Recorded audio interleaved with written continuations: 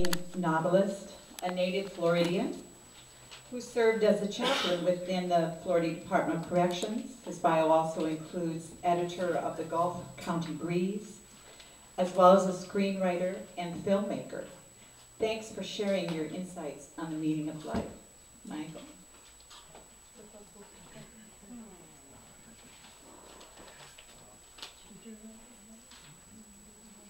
Thank you very much for having me. I always enjoy being here, and I've been looking forward to this. Truly grateful. I have two announcements that I didn't make earlier that I would like to mention now if I could. September 15th, we have our 13th annual Gulf Coast Writers Conference at the college. If you write or are involved, have any interest in writing, it's a really good conference, and we've been doing it for 13 years, which is quite amazing to me. That day we're also doing our River Readings Conference, which is a day long of discussions and presentations about spirituality and creativity. It's really, really rich. And anyway, so riverreadings.com has more information, and gulfcoastwriters.com has more information. I want to share just a few moments about the meaning of life, and then I would like to open it up for discussion. So I'll be brief in my remarks so we can talk about it. I am not here to tell you what the meaning of life is. I agree with what was read earlier.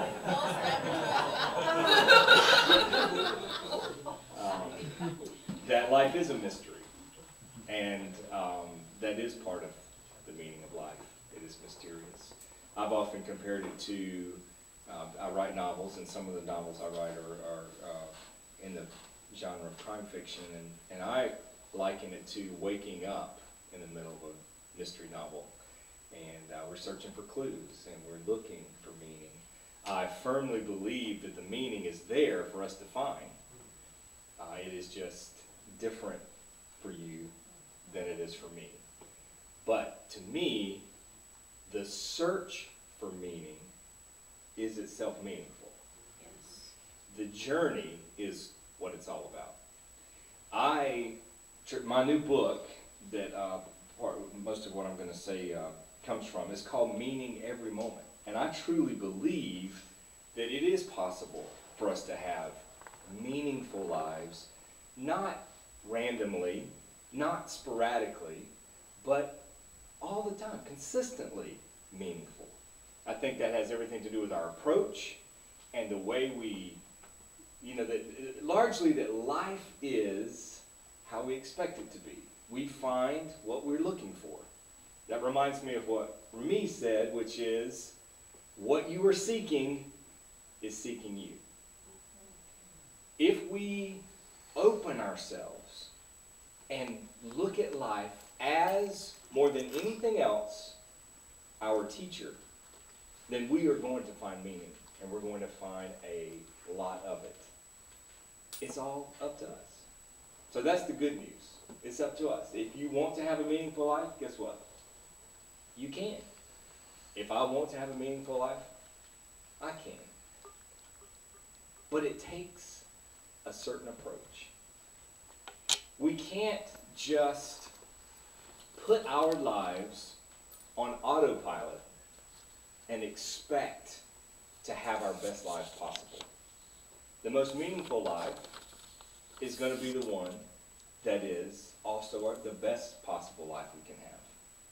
I want to read for you just the introduction to Meaning Every Moment.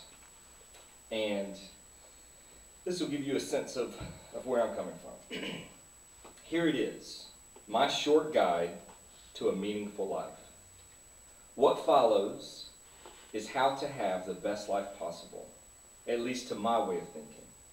This is how I attempt to live, what I hold to be most important, imperative, essential. This is a commencement speech of sorts, one I wasn't invited to give. My spiritual last will and testament, if you will. What I hope for, long for, aspire to. This book is who I am and what I hope to be. These pages are filled with reminders of what matters most. They are what I tell myself. They are what I need to hear. They are what I share with others, my closest intimates and dearest loved ones, students, acquaintances, strangers, in conversations, counseling sessions, columns, and classrooms. Here's what I believe. You and I can have deeply, profoundly fulfilling and meaningful lives. You agree with that? But not automatically, not effortlessly, not without mindfulness and intention. You and I can have our best lives, and we can have them right now, today. We can experience meaning in every moment, beginning right now, in this moment. That's what I firmly believe. And in my meaning series, I also have the meaning of life in movies and the meaning of Jesus, and I hope to continue this series because I'm in search of meaning. And until I draw my last breath, I will continue to seek to have the most meaningful life I can. And so today I want to share with you just a few of the things I've discovered, a few of the things that make my life meaningful, the ways in which I have figured out the meaning of life for me. And I hope that something I say will inspire you, remind you of how you can have your most meaningful life. When we talk about meaning, what we really mean is the intent of something, the purpose. What's the intent of your life? What's the purpose? If you want to have your most meaningful life possible, it will involve purpose. It will involve you having a sense of a calling. That does not have to be grandiose. In the same way, I know a lot of people who are hesitant to call themselves artists or a writer. You know what a writer is?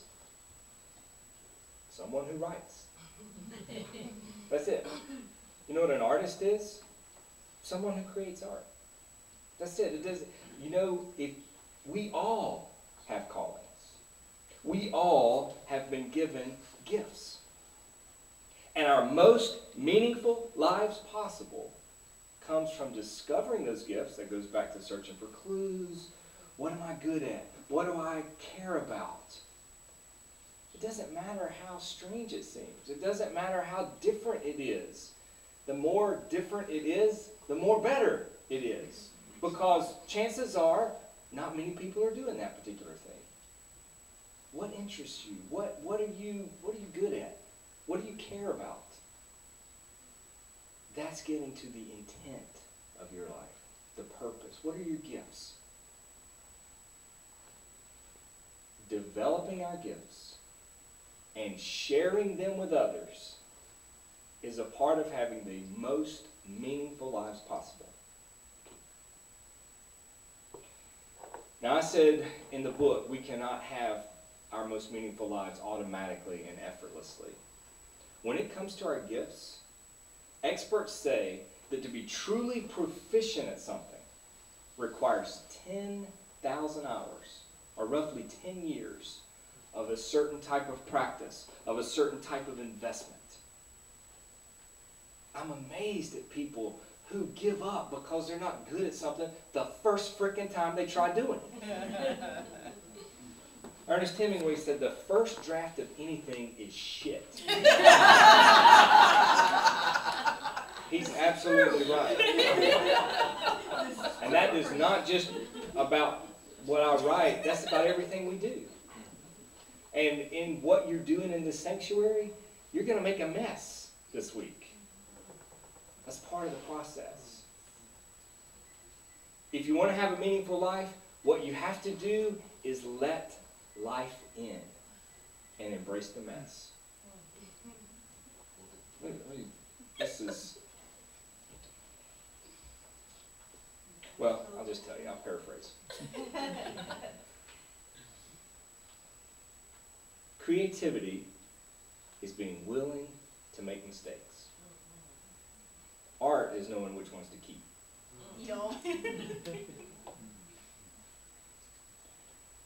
embracing the mess of life means embracing our mistakes.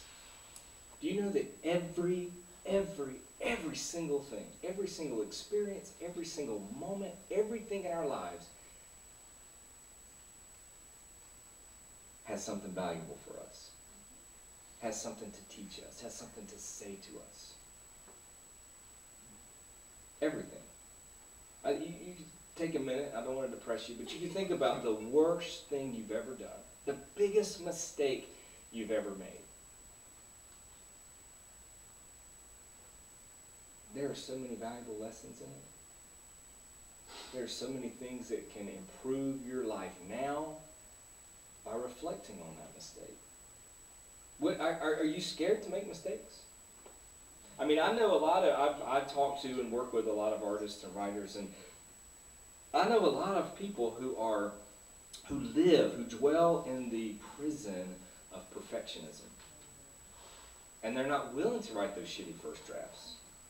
They're not willing to embarrass themselves. They're not willing to make a mistake. The person who's going to have a meaningful life is going to make mistake after mistake after mistake in the search for meaning, in the exploration of our lives.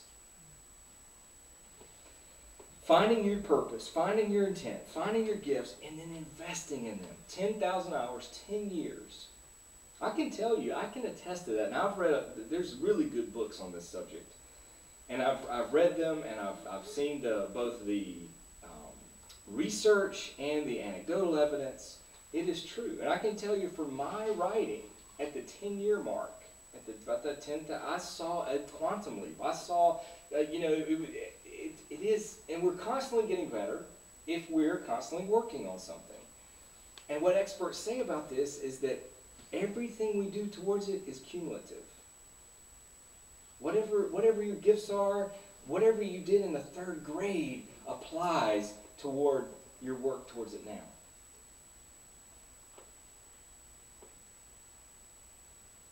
Don't let your gifts remain unopened. I've got a friend that I gave, when I was a prison chaplain back in the 90s, he was the psych specialist at the institution. We became very good friends, and I gave him a gift. Now that's been 15 years ago, something like that, 12 years ago. He hasn't opened it. He's like, oh, it's so beautifully wrapped, and I love it. It's just sitting there on my shelf, and it just means so much to me, and I don't want to open it. That's tragic. I gave someone a gift yesterday for their birthday. Their birthday's not until next week. The minute I get someone a gift, I want to give it to them. And I don't want them to sit on it. I don't want them that you can't open it until Christmas morning, or you can't open it till your birthday. No, open it as soon as possible and start using it. And this particular gift I got this person is a book by their favorite author that doesn't come out until November. Wow. Not only did I not want her to wait till November, I didn't want her to wait till her birthday. Open it as soon as possible. Do that with your gifts. Open them and start investing. Start using them. Start exercising those muscles. Start doing those activities that enable you to become better at what you're called to do, what you were created to do, what you were designed. That's purpose, that's meaning, that's a meaningful life. So what I'm telling you is this.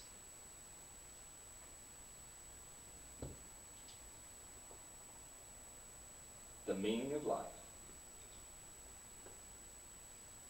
is to be yourself. To be your best self. Now, I'm clearly not always my best self. In fact, I guess I rarely am. But I'm continually trying to be. And meaningful life comes from failing better. I try, I fail, I try again, I fell a little better, I fell a little better, I fell a little better. That's embrace the mess. Let life in. We are living in a time and a culture, and I don't know that it's that unusual. Maybe it's always been this way. But people are so defensive. And the primary thing we're defending against is life itself. People use religion to defend, psychology to defend, noise, distraction to defend, busyness. I mean, has any people ever been busier and had more noise, had more stuff going on that keeps us from hearing that still small voice? Meaning comes from within. Why are we avoiding what's inside? Why are we defending against it? It's certainly the mess. And how much would we rather help those outside of us with their messes than to work on our own mess?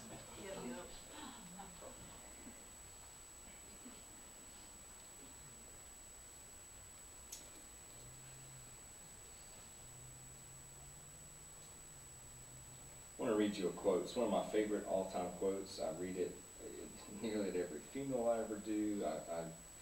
It's by Frederick Buechner. Anybody in here read Buechner? He's a wonderful, wonderful writer. Writes fiction and nonfiction. I highly recommend it to him, Frederick Buechner. Listen to your life. See it for the fathomless mystery that it is. Touch, taste, smell your way to the holy and hidden heart of it, because in the last analysis, all moments are sacred, and life itself is grace. Meaning every moment comes from approaching life that way, from listening, from being mindful, from being present. Because as important as that word meaning is, that word moment is where it's at. Two greatest thieves in our lives: the past and the future. Taking us out of this present moment, which is so rich and so fraught with possibility and potential and meaning. But if I'm still racked with guilt or shame from things in the past, if I am still clenched, if I am still just full of unforgiveness, envy, hatred, pain, and I don't let go, then I'm constantly being robbed, because I can't be fully present in this moment if I'm in the past, if I'm living in the past, if I'm thinking about the past. And of course, as we live, our past continually come up. We see someone who wronged us, and we're hurt all over again. And we have to forgive them, and we have to let it go all over again. Forgiveness, this act of letting go, is not a one-time thing. And the moment we think we've completely forgiven, damn it if they don't do it to us again. And we're like, really? And so, all over again, letting go. The same thing is the future. And now I have been described as a hopelessly optimistic person. My dad told me years ago, he said, son, the reason you're in debt is you always think tomorrow's going to be better than today. And I was like, wow, that's right. That had never occurred to me, but that's exactly right. The Tao Te Ching says, though, that hope can be as dangerous as despair. And if we're too busy looking forward, we can also be robbed of this present moment.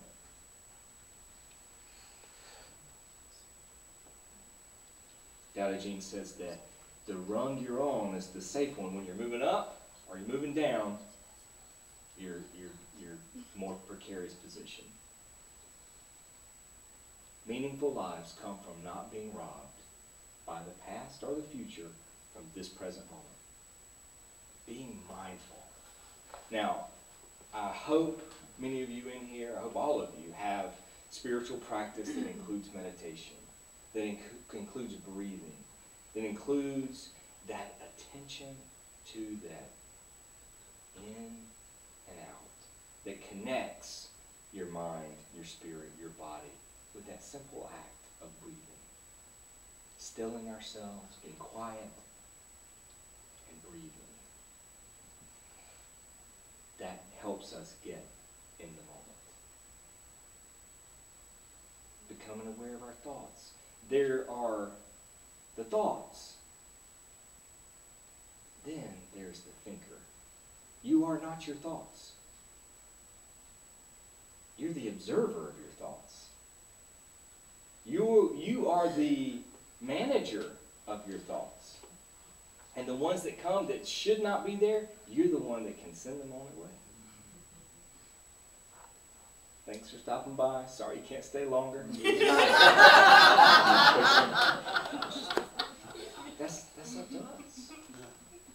We're not only conscious, we're aware. We're self-conscious. We are able to think about our thinking about our thoughts. And the moment we learn that we are not our thoughts and we don't have to cling to our thoughts is the moment we immediately start having more meaningful lives. Be, as I said, mindful, be in the moment. Next, I would say, to have the most meaningful life possible, we must be teachable. Our egos work against us so much. Who does he think he is telling me that? Who does she think she is? Why? No, I'm not. No. The moment we get defensive, the moment we start to push back, the moment we, as that biblical term, stiffen our necks, refuse to be taught. Everything in our lives is here to teach us. And whatever we're resisting is what we're needing to learn the most. That's why we're defending against it the most. Your ego is your enemy. Life has so much it wants to teach us. But as Eastern philosophy shows and teaches us, the teacher can only come when the student is ready. And if we're going to have our most meaningful lives, we've got to be ready. We've got to get ready. We've got to open ourselves to life teaching us. Not to close, not to defend. And then that's the very definition of what I gather you use, or the opposite of. Fundamentalism is defensive. It is constantly defending the old-time religion, right? It's constantly defending out of what? Insecurity, right? I'm insecure about my beliefs. I'm insecure about what I think and feel, so I've got to defend. The moment you relax, the moment you are comfortable with who you are and your journey, and then nobody else's journey is going to be threatening to you. And you, not only do you not have to attack them, but you don't have to defend yours. And peace, harmony comes. And that ability to be open, present, teachable.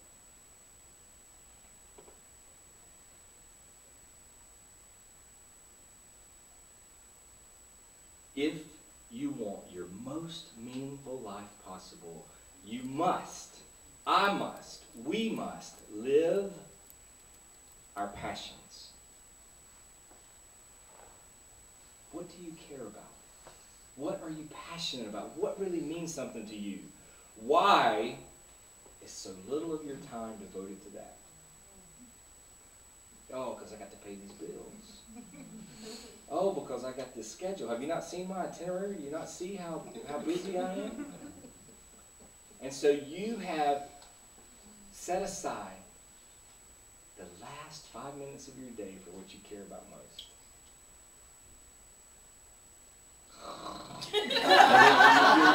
You're trying to read, you're trying to pray, you're trying to meditate, you're trying to think or study or work, and you're just drifting off. Your best hours should be dedicated to your passion. When I first left prison chaplaincy, this is a secret, don't tell anybody, okay? I really don't tell anybody this. The way I made the leap from prison chaplaincy to full-time writer back in 2000 was by writing screenplays. There's a whole lot more money in screenplays than there are in books. I was hired by this company to write screenplays, which I did. But I got up and wrote my stuff first. My essays, the novel I was working on, I wrote those first, and then I got to their screenplays. What if you have to get up a little earlier to pursue your passion before you go punch the clock? Or what if you stop punching the clock and find that intersection where your passion and paying the bills can merge? That's possible. Or you can become your own patron, which is an honorable thing, and you say, I am doing this day job in order to pay for the ability to do my passion. You know, there's not many patrons out there helping anymore, so we become our own patrons, and we do what it takes in order to be able to do what we're created to do, what we're called to do. What flame is burning inside you? Follow the flame, obey, listen, hear, pursue your passion, and then you will have your most meaningful life possible. I could go on and on and on, but I'm going to stop. And I'll be happy if we have a couple of minutes for questions or reactions, discussion, anything. Happy to do that, yes.